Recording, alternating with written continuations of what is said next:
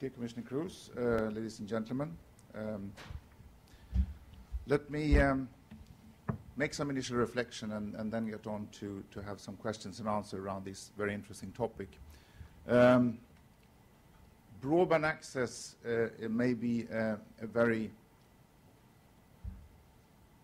clear problem for many in the underserved areas, but actually also for people living in urban areas it can be sometimes a difficulty to get the access that you expect. Living in Brussels will really show you how poor network can look like. And just coming over to London and you get suddenly very surprised that there's no coverage in the tube. How can that be? That is not what we're used to from some other cities. So I think we still have a long way to go before we get there. It's not just the rural or underserved areas that we need to worry about. But anyway, let me just say a few words about Digital Europe that I represent. We are the association that represents the European digital technology industry. We have 60 corporate global members, but also 33 national trade associations all across Europe.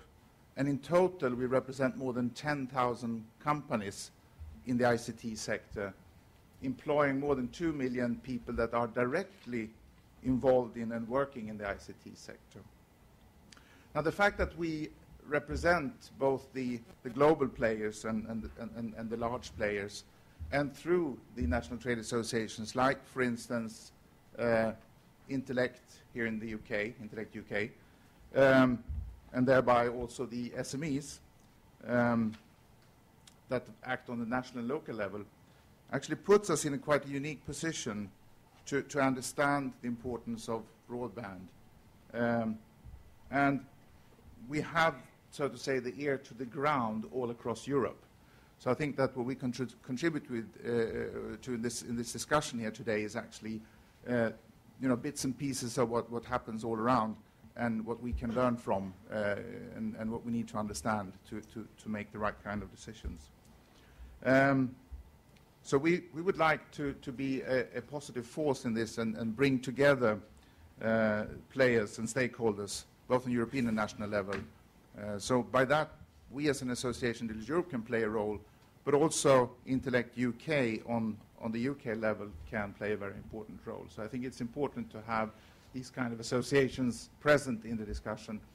And we actually not only represent the supply side, those that enable the technologies needed to give broadband to everyone. Through all our members, we also represent the demand side, and I think that we need to maybe look a little bit more on a good balance in the debate between these two sides. Now, we already heard Commissioner Kroes talking about the importance of jobs. And I think that it is very crucial that we remember that. I think that from our point of view, there are two things that are most important for a successful economic growth, and particularly of our sector in the coming years leading up to 2020. One is the availability of skilled people in ICT. And I couldn't more agree with Commissioner Kroes that this, for us as an industry, is a huge problem. It's a huge problem for European competitiveness. And we definitely all need to pull together to make it happen in that dimension. And we really welcome the launch of the Grand Coalition for Digital Jobs done last week in Brussels. But the other thing for us, which is crucial for successful development, is the availability of ubiquitous high-quality broadband. Now, broadband is important from many different points, and we heard about the macroeconomic aspects of broadband. We also heard a little bit about the targets in the digital agenda for 2020, giving 30 megabits per second to every European, and having half of the European households subscribe to 100 megabits or more. I mean, these are very clear objectives. And a study recently conducted by Ericsson, the company that I represent also, and Arthur D. Little and the University of Chalmers in Gothenburg, Sweden, showed that actually doubling broadband speed contributes to a 0.3% growth GDP. So it's not only having everyone connected, but speed is actually a very important thing. Having said that, though, I think we are a little bit stuck on the speed discussion. I think we need to broaden it and broaden the whole debate. It is important to provide the right kind of access for the right kind of applications and user needs. In the networked society, and with the development of Internet of Things, where anything that can benefit from a connection for sure will be connected, we need ubiquitous broadband with the right quality of service, with the right security and trust, right latency, right speed. All these things are key. So we need to understand that it's a complex thing that we are addressing. It's not just speed. I may need very high speed in the rural area, and I may need just very low speed but very good latency if I'm measuring important things in an urban area. And there are good examples of how you can address it, certain type of applications, even with normal commercial networks. We heard about smart metering. I just need to mention that there are some countries, the one I come from, Sweden, that has smart metering deployed to every household in the country, and they're all connected through the mobile network. And of course, it doesn't need a very high speed or bandwidth, but it needs reliability to read those meters at a regular interval. So we need to kind of look upon it from all the different perspectives. I'd just like to say also we need to make spectrum available for broadband to happen. It hasn't been mentioned yet today, but I think it's crucial that we get the 1200 megahertz of spectrum that has been identified available. And first of all, earmark spectrum needs to be made available across all member states. That has not happened yet.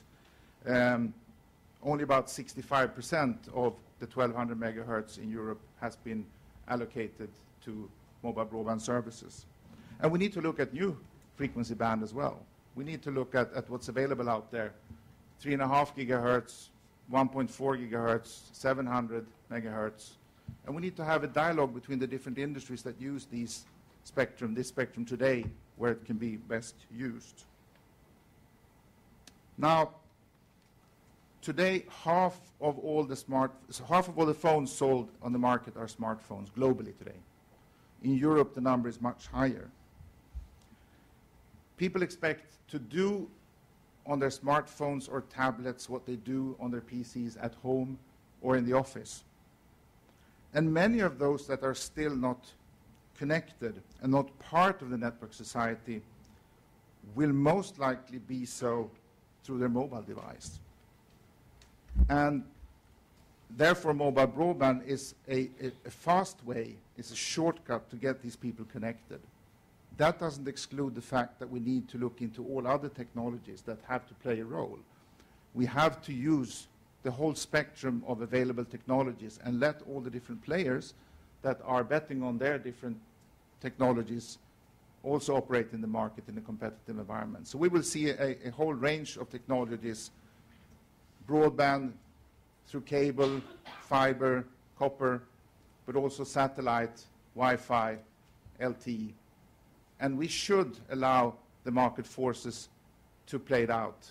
And we should have the right kind of regulation to make it happen. But of course, there are areas where it will be difficult, where it is difficult to have a strong business case for the players in the market to motivate the investment to the shareholders. And here, it is important that industry and government have the right kind of dialogue, how to make it happen also in those areas. So, okay, let's have an interesting discussion. I will stop there, and then we can go back into some more interesting specificities when we move on to the panel discussion. Thank you very much.